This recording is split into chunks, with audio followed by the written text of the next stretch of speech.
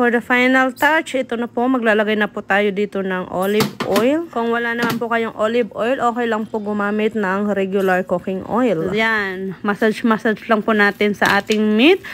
Kaya naglalagay po ako ng oil para kapag nasa oven na po ang ating meat ay hindi po ito maging dry.